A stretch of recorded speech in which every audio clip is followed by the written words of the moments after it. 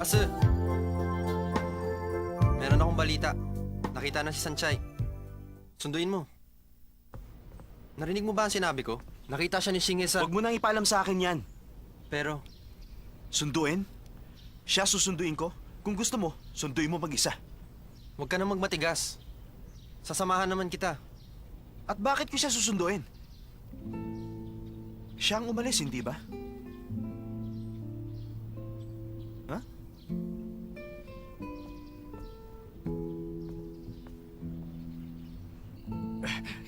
Kailangang matuyo yan.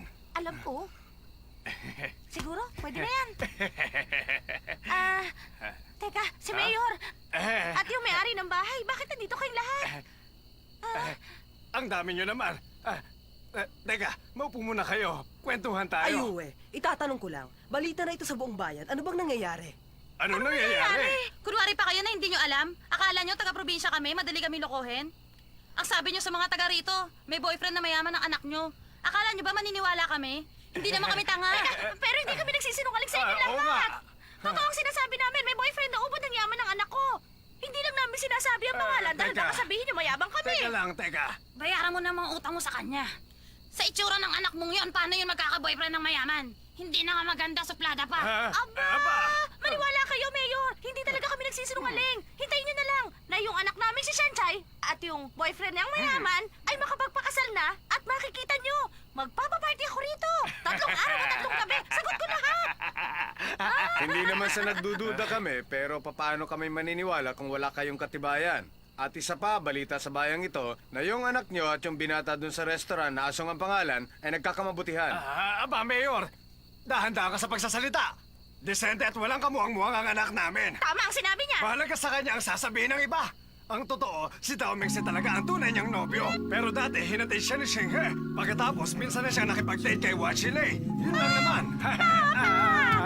Sira ka talaga. Bakit mo naman sinabi yun? Bigla lang ako. Sanchay, malapit nang makita ng mundo ang pinakamagandang artwork. Siguradong hahangaan ako ng lahat ng tao.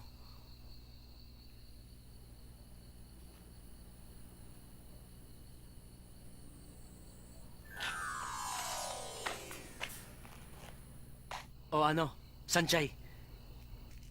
Ang pagmamahal ko sa arts, ramdam mo ba? Pagmamahal mo sa arts, at ano naman tawag mo sa artwork na yan? Ang pangalan nito, babaeng nangangabayo. Dito, tignan mo ang anggulo na ito. Makapangyarihan ang lakas ng dating.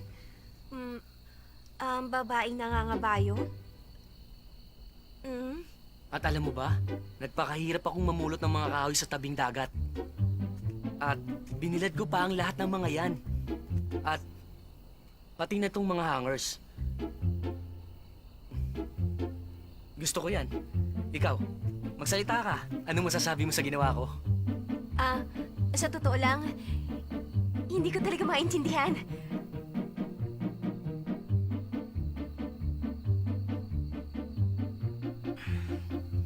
Aso, pasensya na. Pero hanga ako sa galing mo ang talento. Ito pala ang bagay na gusto mong gawin. Hindi ako marunong kumilatis ng artwork. Pero siguro yung mga marunong, magugustuhan nila ito.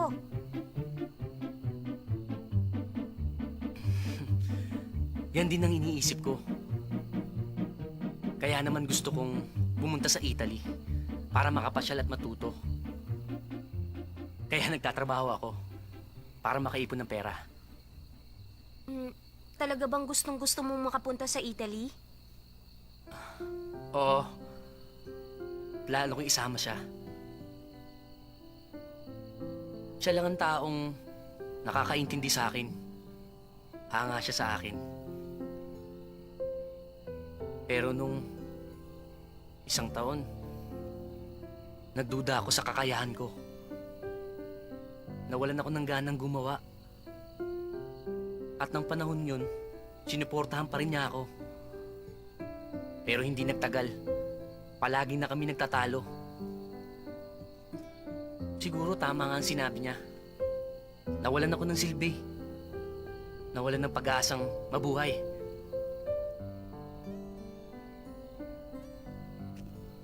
Kaya iniwan niya ako.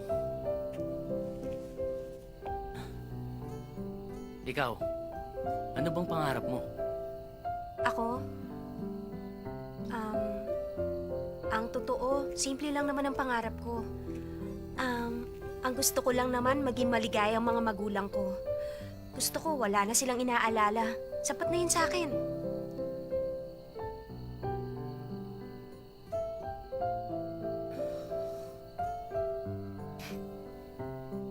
Sanjay, may sasabihin ako. Huwag kang magagalit.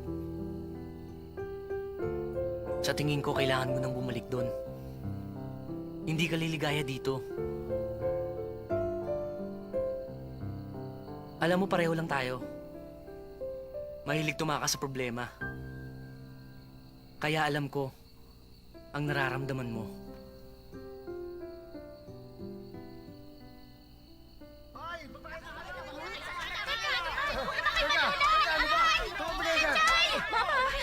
Sanjay, Tumabi ka nga dyan!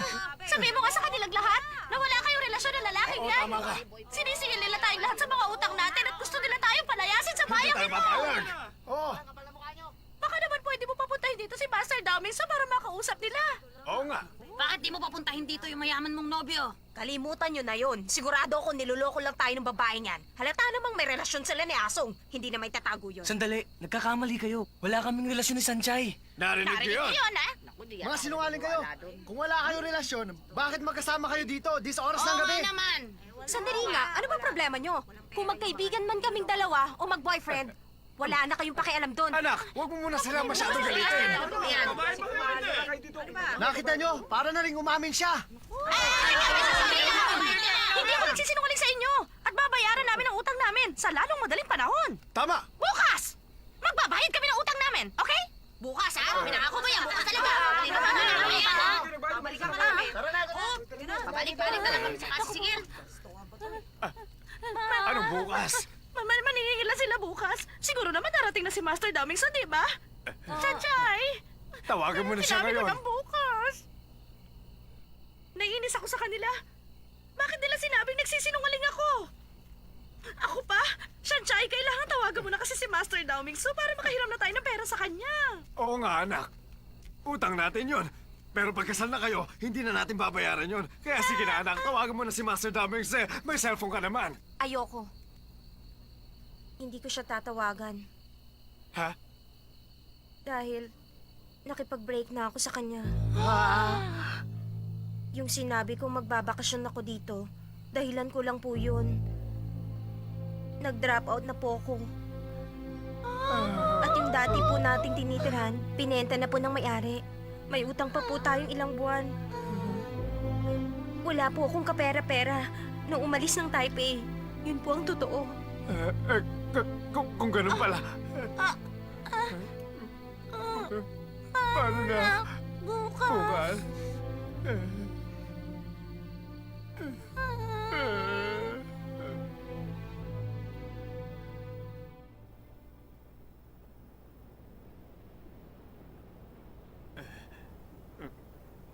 Honey, anong gagawin natin? Ano pa nga ba? Hingi tayo ng tawad. At makiusap tayo sa kanila. Sige. Ako nang magsasabi. Makinig po kayo sa sasabihin ko. Hindi po namin sinasadyang magsinungaling. Pasensya na po kayo. Ang totoo, gipit po talaga kami ngayon. Kaya maawa na po kayo. Bigyan niyo po kami ng ilang araw. Gagawa kami ng paraan para makabayad.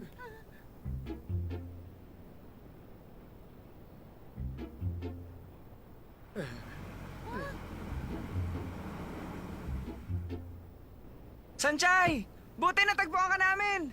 Aba, totoo nga. Meron siya.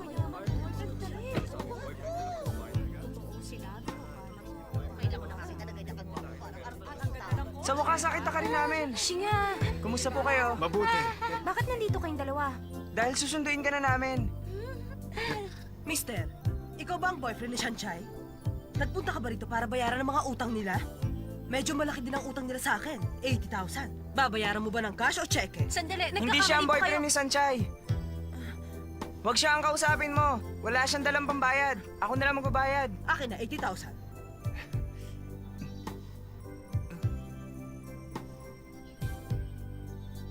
$20,000 lang. 85,000 yan, bilangin nyo. Hindi na. Salamat. Ayuwe, pasensya ka na sa amin, ha? Huwag kang magagalit. Baka gusto mong sa bahay ka maghapunan mamaya. Sabi ko na, nagsasabi ka ng totoo. Umaya. Baka gwapo. Sige, Kaya na kami.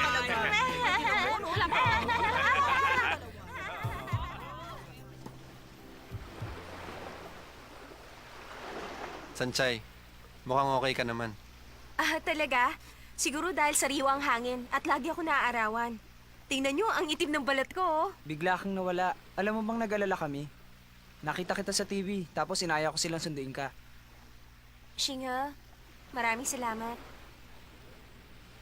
Wala kang dapat ipagpasalamat. Kami ni Xiaoyu ang nakukonsensya. Ano ka ba? Hindi kayo dapat makonsensya.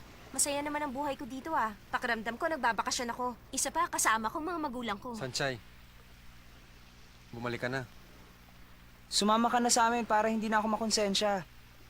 Yung pera ni Lay, huwag mo nang problemahin. Babayaran ko yon. Hayaan mo makabayad ako sa ginawa mong pagtulong sa pamilya ko. Alam kong gusto mo akong tulungan. Pero Shinghe, hindi ka dapat makonsensya. Dahil ginawa ko lang naman kung anong nararapat. Nadamay ang pamilya mo. Ako ang dapat na makonsensya. Sanchay, pumunta ka dito para takasan ang problema. Pero kahit tumakas ka, at talikuran mo ang mahal mo, hindi mawawala ang pagkakaibigan natin. Sana naman sumama ka na pagbalik namin. Si Daomin silang naman ang may ayaw sa'yo. Shingha, at paano mo nalaman? Totoo naman. Hindi naman ako nagsisinungaling. Di ba sabi nyo, ayos sunduin ni Daoming si Sanchay. At siya na rin nagsabi, wala na silang pakialam sa isa't isa. At alam mo ba, maraming babaeng lumalapit kay Daoming Ze. Shingha, napakadaldal mo. Sinasabi ko lang naman ang totoo. Kung may iba na si Daoming Ze, masaya na rin ako. Tapos na ang relasyon namin. Kung gano'n, huwag ka na magtago. Bumalik ka na sa school. Bumalik ka na sa school.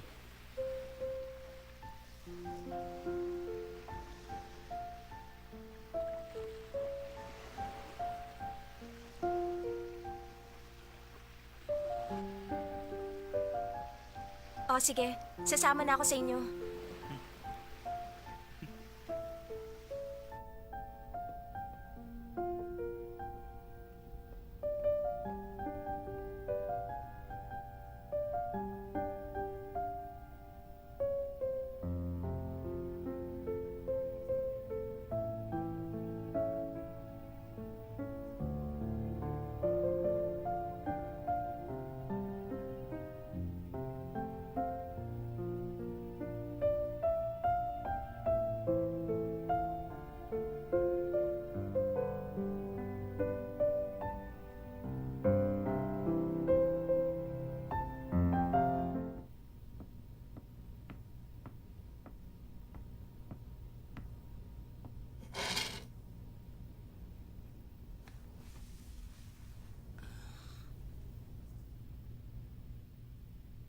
Nabalitaan ko na. Dumating dito yung boyfriend mo. Mali sila, hindi siya ang boyfriend ko. Kaibigan ko lang siya. Talaga bang aalis ka?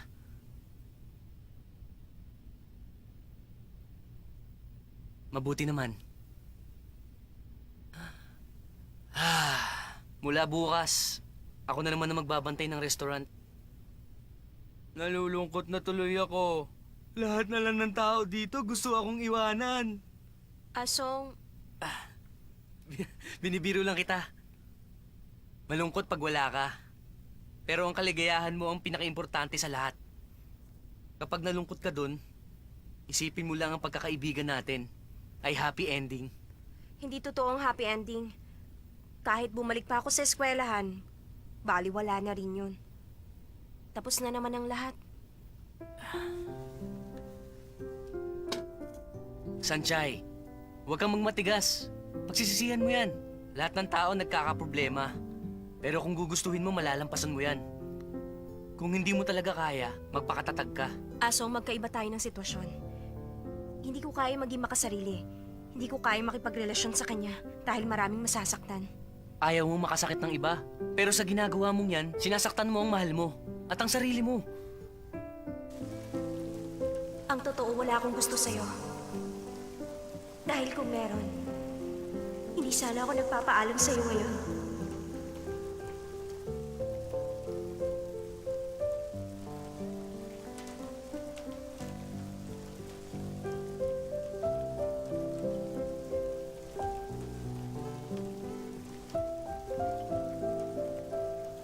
Sa totoo lang, napakaraming beses ko nang naramdaman na iniibig kita, daming sa...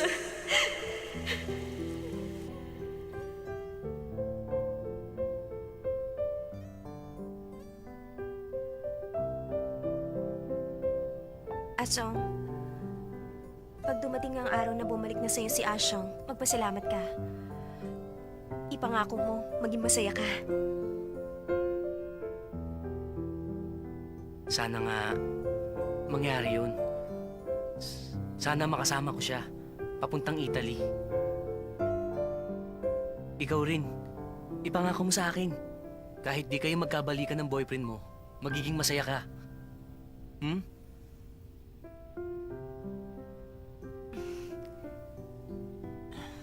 Galingan mo, wire artist. Maganda talaga ang pagkakagawa mo doon sa lalaki na nakasakay sa baboy. Teka. Babae na nakasakay sa kabayo. Mahirap ba intindihin ang ginawa ko? Pasensya ka na. Lalaking nakasakay sa baboy. Ang hirap tandaan ng title ng artwork mo. Isa pa, hindi ko naintindihan. Sana sinabi mong hindi mo naintindihan. Hindi ka nagsasalita, akala ko naintindihan mo. Sabi naman sa'yo, wala akong alam sa mga artwork. Lalaking nakasakay sa baboy. At ako, milyonaryo na kabisikleta. Ganon?